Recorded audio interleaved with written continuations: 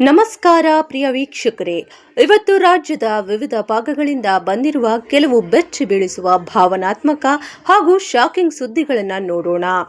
ಮದುವೆಗೂ ಮುನ್ನ ದಿನವೇ ಹೃದಯಾಘಾತದಿಂದ ನವವಧು ಸಾವು. ನೀರಿಗೆ ಬಿದ್ದ ಚಿನ್ನಾಭರಣ ಎತ್ತಿದ ಈಶ್ವರ್ ಮಲ್ಪೆ.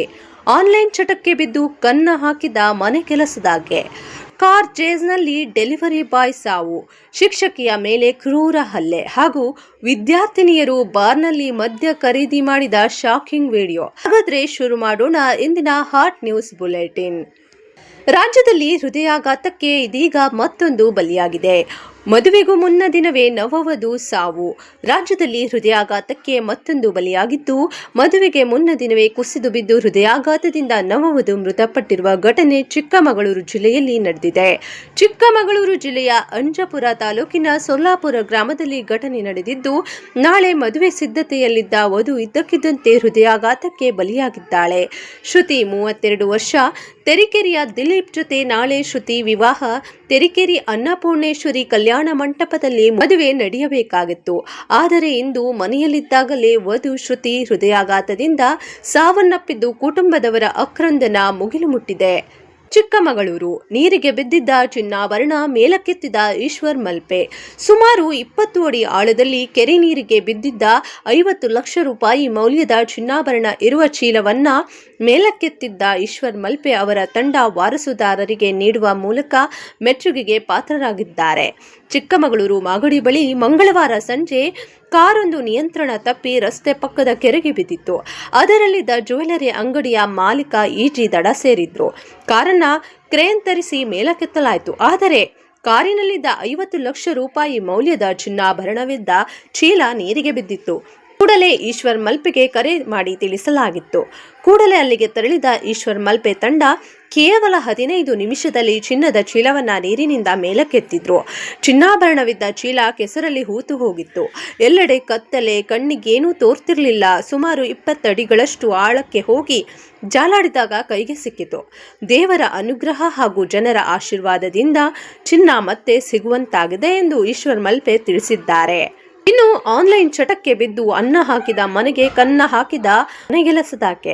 ಆಸೆಗಿಂತ ದೊಡ್ಡ ಶತ್ರುವಿಲ್ಲ.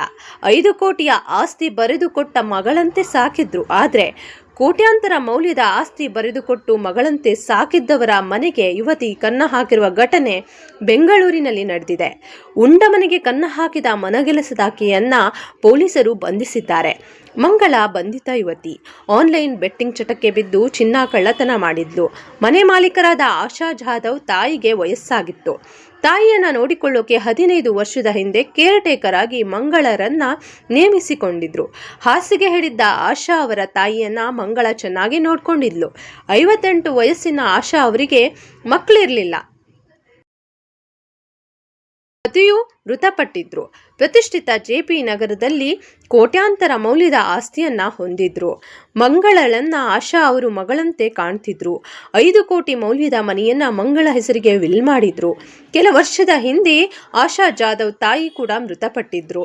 ಇದ್ದ ಆಸ್ತಿ ಏನ್ ಮಾಡ್ಬೇಕು ಅಂತ ಮಂಗಳ ಹೆಸರಿಗೆ ಬರೆದಿದ್ರು. ಮನೆಯಲ್ಲಿ ಮಂಗಳ ಅವರನ್ನ ಮಗಳಂತೆ ಕಾಣ್ತಿದ್ರು. ಆದ್ರೆ ಆನ್ಲೈನ್ ಬೆಟ್ಟಿಂಗ್ ಹುಚ್ಚಿಗೆ ಬಿದ್ದಿದ್ದ ಯುವತಿ ಬಾಯ್ ಫ್ರೆಂಡ್ ಹಾಗೂ ಪಾರ್ಟಿ ಪಬ್ಬು ಅಂತ ಸುತ್ತಾಡ್ತಿದ್ಲು. ಅದಕ್ಕಾಗಿ ಲಕ್ಷ ಸಾಲ ಮಾಡ್ಕೊಂಡಿದ್ಲು. ಈಕೆ ಮಾಡ್ಕೊಂಡ 40 ಲಕ್ಷ ಸಾಲವನ್ನ ತೀರಿಸಿದ್ರು. ಅಲ್ಲದೆ 1.5 ಕೋಟಿಯ ಮನೆಯನ್ನ ಮಂಗಳ ಹೆಸರಿಗೆ ಬರೆದಿದ್ರು. ಆನ್ಲೈನ್ ಹುಚ್ಚಿಗೆ ಮನೆ ಮಾರಿ ಮಂಗಳ ಹಣ ಕಳೆದುಕೊಂಡಿದ್ಲು. ಆದ್ರೂ ಆಕೆಯನ್ನ ಮನೆಯಲ್ಲಿಯೇ ಇಟ್ಕೊಂಡಿದ್ದ ಆಶಾ ಸಾಕಿದ್ರು. ಸದ್ಯ ತಾನು ವಾಸ ಇರುವ 5 ಕೋಟಿಯ ಮನೆ ವಿಲ್ ಕೂಡ ಮಂಗಳ ಹೆಸರಿಗೆ ಮಾಡಿದ್ರು. ಆದ್ರೆ ಮತ್ತದೇ ಆನ್ಲೈನ್ ಬೆಟ್ಟಿಂಗ್ ಹುಚ್ಚಿಗೆ ಯುವತಿ ಬಿದ್ದಿದ್ಲು. ಮನೆಯಲ್ಲಿದ್ದ ಚಿನ್ನಾಭರಣ ಕದ್ದಿದ್ಲು. ಒರಿಜಿನಲ್ ಕೀ ಬಳಸಿ ಬೀರುವಿನಲ್ಲಿದ್ದ ಚಿನ್ನ ಎಗರಿಸಿದ್ಲು. ಬಳಿಕ ಕೀ ಗೊತ್ತಿಲ್ಲದಂತೆ ನಿರ್ಜನ ಪ್ರದೇಶದಲ್ಲಿ ಎಸೆದಿದ್ಲು. ಅಯ್ಯೋ, ಕೀ ಎಲ್ಲೋ ಕಳೆದೋಗಿದೆ ಅಂತ ಕೆಲ ದಿನ ಮನೆ ಮಾಲೀಕರು ಸುಮ್ಮನಿದ್ರು. ದೀಪಾವಳಿ ಹಬ್ಬಕ್ಕೆ ಚಿನ್ನ ಹಾಕೊಳ್ಳೋಕೆ ಡೂಪ್ಲಿಕೇಟ್ ಕೀ ಮೂಲಕ ಬೀರು ತೆಗೆಸಿದ್ರು. ಈ ವೇಳೆ ಚಿನ್ನ ಕಳ್ಳತನ ಆಗಿರೋದು ಬೆಳಕಿಗೆ ಬಂದಿದೆ. ಮಂಗಳ 450 ಗ್ರಾಂ ಚಿನ್ನ ಹಾಗೂ 3 ಕೆಜಿ ಬೆಳ್ಳಿ ಕಳ್ಳತನ ಮಾಡಿ ಅಡಮಾನ ಇಟ್ಟಿದ್ಲು. ಆ ಹಣವನ್ನ ಆನ್ಲೈನ್ ಬೆಟ್ಟಿಂಗ್ ನಲ್ಲಿ ಕಳೆದಿದ್ಲು. ಯಾರೋ ಅಪರಿಚಿತರು ಕಳ್ಳತನ ಮಾಡಿರಬಹುದೆಂದು ಮನೆ ಮಾಲೀಕರು ದೂರು ನೀಡಿದ್ರು. ಮಂಗಳ ಮೇಲೆ ಪೊಲೀಸರಿಗೆ ಅನುಮಾನ ಮೂಡಿತ್ತು. ಆದರೆ ಇದನ್ನ ಮನೆ ಮಾಲೀಕೆ ತಿರಸ್ಕರಿಸಿದ್ರು. ಆಕೆ ಅಂಥವಳಲ್ಲ, ಆಕೆಯ ಮೇಲೆ ಅನುಮಾನ ಪಡಬೇಡಿ ಅಂತ ಹೇಳಿದ್ರು. ಪೊಲೀಸರು ಮಂಗಳ ಸಿಡಿಆರ್ ಪರಿಶೀಲನೆ ನಡೆಸಿದ್ರು. ಈ ವೇಳೆ ಚಿನ್ನ ಅಡಮಾನ ಇಟ್ಟಿದ್ದ ಮೆಸೇಜ್ ಗೊತ್ತಾಗಿದೆ. ಆಕೆಯನ್ನು ವಶಕ್ಕೆ ಪಡೆದು ವಿಚಾರಣೆ ನಡೆಸಿದಾಗ ತಪ್ಪೊಪ್ಪಿಕೊಂಡಿದ್ದಾಳೆ. ಆರೋಪಿಯನ್ನ ಪೊಲೀಸರು ವಶಕ್ಕೆ ಪಡೆದಾಗ ಆಕೆಯನ್ನ ಬಿಟ್ಟುಬಿಡಿ ಅಂತ ಕೇಳ್ಕೊಂಡಿದ್ರು ಮನೆ ಮಾಲೀಕೆ. ಆದರೆ ಎಫ್ಐಆರ್ ದಾಖಲಿಸಿದ ಪೊಲೀಸರು ಮಂಗಳ ಅವರನ್ನ ಬಂಧಿಸಿದ್ದಾರೆ. ಬಂಧಿತಳಿಂದ 450 ಗ್ರಾಂ ಚಿನ್ನ ಹಾಗೂ 3 kg ಬೆಳ್ಳಿ ವಶಕ್ಕೆ ಪಡೆಯಲಾಗಿದೆ. ಸದ್ಯ ಆರೋಪಿ ಪರಪ್ಪನ ಅಗ್ರಹಾರ ಜೈಲು ಪಾಲಾಗಿದ್ದಾಳೆ. ಸದ್ಯ ಮಂಗಳಗಾಗಿ ಬರೆದಿದ್ದ ಮನೆಯ ವಿಲ್ ಕೂಡ ಆಶಾ ಜಾಧವ್ ವಾಪಸ್ಸು ಪಡೆದುಕೊಂಡಿದ್ದಾರೆ. ಇಷ್ಟೇ ಅಲ್ಲ, ಮಂಗಳ ಹುಟ್ಟುಹಬ್ಬವನ್ನ ಗ್ರ್ಯಾಂಡ್ ಆಗಿ ಸೆಲೆಬ್ರೇಟ್ ಮಾಡ್ತಿದ್ರು. ಪ್ರತಿ ಬರ್ತ್ಡೇಗೂ ಒಂದೊಂದು ವಿದೇಶಕ್ಕೆ ಕರೆದುಕೊಂಡು ಹೋಗ್ತಿದ್ರು. ಆಕೆಯ ಮದುವೆ ತಯಾರಿ ಕೂಡ ನಡೆಸಿದ್ರು. ಒಳ್ಳೆ ಹುಡುಗನನ್ನ ನೋಡಿ ತಾನೇ ಮದುವೆ ಮಾಡಿಸುವ ಯೋಜನೆ ಕೂಡ ಹಾಕೊಂಡಿದ್ರು. ಹೀಗಿದ್ರು ಉಂಡ ಮನೆಗೆ ಮಂಗಳ ಕನ್ನ ಹಾಕಿ ಜೈಲು ಪಾಲಾಗಿದ್ದಾಳೆ. ಕಾರ್ ಚೇಸ್ ಮಾಡಿ ಡೆಲಿವರಿ ಬಾಯ್ನ ಕೊಂದ ದಂಪತಿ, ಕಾರಣ ಶಾಕಿಂಗ್. ಕ್ಷುಲ್ಲಕ ಕಾರಣಕ್ಕೆ ದಂಪತಿ ಕಾರಲ್ಲಿ ಚೇಸ್ ಮಾಡಿ ಯುವಕನಿಗೆ ಜೋರಾಗಿ ಗುದ್ದಿದ್ದಾರೆ. ಇದರಿಂದ ಆತ ಸ್ಥಳದಲ್ಲೇ ಸಾವನ್ನಪ್ಪಿದ್ದಾನೆ. ಇದಕ್ಕೆ ಕಾರಣ ಏನ್ ಗೊತ್ತಾ? ಬೆಂಗಳೂರಲ್ಲಿ ಗಾಡಿ ಓಡಿಸೋದಂದ್ರೆ ತಮಾಷೆ ಮಾತಲ್ಲ. ಟ್ರಾಫಿಕ್ ಸಿಗ್ನಲ್ ಜಂಜಾಟದಲ್ಲಿ ಅತಿ ವೇಗದ ಚಾಲನೆ, ಇಷ್ಟ ಬಂದಂತೆ ಗಾಡಿ ಓಡಿಸಿ ಉಳಿದವರಿಗೂ ತೊಂದರೆ ಕೊಡೋದು ಬೆಂಗಳೂರಲ್ಲಿ ಪ್ರತಿದಿನ ನಡೆಯುತ್ತೆ. ಗಾಡಿ ಟಚ್ ಆಯಿತು ಅಂತ ರಸ್ತೆಗಳಲ್ಲೇ ಅಡ್ಡ ಹಾಕ್ಕೊಂಡು ಕಿರ್ಚಾಡಿ ಶರ್ಟ್ ಹಿಡಿದು ಗಲಾಟೆ ಮಾಡೋದು, ಪೊಲೀಸರು ಬಂದರೆ ಸಮಾಧಾನ ಮಾಡಿಸೋದು ನೋಡಿರ್ತೀರಿ. ಆದರೆ ಗಂಡ ಹೆಂಡತಿ ಈ ಚಿಕ್ಕ ವಿಚಾರಕ್ಕೆ ಒಬ್ಬನ ಪ್ರಾಣವನ್ನೇ ತೆಗೆದಿದ್ದಾರೆ. ಅಷ್ಟೇ ಅಲ್ಲದೆ ನಾಟಕ ಆಡಿ ಪೊಲೀಸರ ಕೈಗೆ ಸಿಕ್ಕಿ ಬಿದ್ದಿದ್ದಾರೆ. ಹೌದು, ಬೆಂಗಳೂರಿನ ಪುಟ್ಟೇನಹಳ್ಳಿ ಪೊಲೀಸ್ ಠಾಣಾ ವ್ಯಾಪ್ತಿಯಲ್ಲಿ ಇಂತಹ ಘಟನೆ ಬೆಳಕಿಗೆ ಬಂದಿದೆ. ಬೈಕ್ನಲ್ಲಿ ಇಬ್ಬರು ಹೋಗ್ತಿದ್ದಾಗ ದಂಪತಿ ಕಾರಿನಲ್ಲಿ ಹಿಂಬಾಲಿಸಿಕೊಂಡು ಉದ್ದೇಶಪೂರ್ವಕವಾಗಿ ಗುದ್ದಿದ್ದಾರೆ. ಈ ವೇಳೆ ಬೈಕ್ನಲ್ಲಿದ್ದ ಒಬ್ಬ ಸ್ಥಳದಲ್ಲೇ ಮೃತಪಟ್ಟಿದ್ದು, ಮತ್ತೊಬ್ಬ ಗಂಭೀರವಾಗಿ ಗಾಯಗೊಂಡಿದ್ದ ಅಂತ ಪೊಲೀಸರು ತಿಳಿಸಿದ್ದಾರೆ. ಬಳಿಕ ಈ ಸಂಬಂಧ ಸ್ಥಳೀಯ ಪೊಲೀಸ್ ಠಾಣೆಯಲ್ಲಿ ಕೇಸ್ ದಾಖಲಾಗಿತ್ತು. ಪೊಲೀಸರು ತನಿಖೆ ನಡೆಸಿದಾಗ ಈ ಘಟನೆಗೂ ಮುಂಚೆ ಇಬ್ಬರ ನಡುವೆ ಕಿರಿಕಾಗಿರೋದು ತಿಳಿದು ಬಂದಿದೆ. ಬೈಕ್ ಬಂದು ಕಾರಿನ ಮಿರರ್ಗೆ ಟಚ್ ಮಾಡಿದ್ದಕ್ಕೆ ಈ ರೀತಿ ಸೇಡು ತೀರಿಸಿಕೊಂಡಿದ್ದಾರೆ ಅಂತ ಹೇಳಲಾಗಿದೆ. ಇದರಿಂದ ಕೋಪಗೊಂಡ ಕಾರಿನ ಚಾಲಕ ವೇಗವಾಗಿ ಬಂದು ಶಿಕ್ಷಕಿಯನ್ನು ಮರಕ್ಕೆ ಕಟ್ಟಿ ವಿವಸ್ತ್ರಗೊಳಿಸಿ ಅತ್ಯಾಚಾರಕ್ಕೆ ಯತ್ನ. ಕೇಸ್ನಲ್ಲಿ ಇದೀಗ ಸ್ಫೋಟಕ ಮಾಹಿತಿ ಬಿಚ್ಚಿಟ್ಟ ಎಸ್ಪಿ. ಜಿಲ್ಲೆಯ ಕೊಪ್ಪ ತಾಲೂಕಿನ ಕೊಗ್ರೆ ಗ್ರಾಮದಲ್ಲಿ ಬೆಚ್ಚಿ ಬೀಳಿಸುವ ಘಟನೆ ನಡೆದಿದೆ. ಪ್ರಾಥಮಿಕ ಶಾಲೆಯ ಅತಿಥಿ ಶಿಕ್ಷಕಿಯನ್ನ ಮರಕ್ಕೆ ಕಟ್ಟಿ ವಿವಸ್ತ್ರಗೊಳಿಸಿ ಹಲ್ಲೆ ನಡೆಸಿರೋ ಘಟನೆ ನಡೆದಿದ್ದು, ಈ ಪ್ರಕರಣ ಪೊಲೀಸರು ಗಂಭೀರವಾಗಿ ಪರಿಗಣಿಸಿದ್ದಾರೆ. ಶಿಕ್ಷಕಿಯ ಹತ್ತಿರದ ಸಂಬಂಧಿ ಭವಿತ್ ಎನ್ನುವ ಯುವಕನೇ ಕೃತ್ಯ ಎಸಗಿದ್ದಾನೆ ಎಂದು ತಿಳಿದು ಬಂದಿದೆ. ಇದೀಗ ಆತನನ್ನ ಪೊಲೀಸರು ಬಂಧಿಸಿದ್ದಾರೆ. ಶಿಕ್ಷಕಿ ಜೊತೆ ನಿರಂತರವಾಗಿ ಸಂಪರ್ಕದಲ್ಲಿದ್ದ ಭವಿತ್ ಪ್ರೀತಿ ನಿರಾಕರಿಸಿದ್ದಕ್ಕೆ ಆಕ್ರೋಶಗೊಂಡು ಕೃತ್ಯ ಎಸಗಿದ್ದಾನೆ.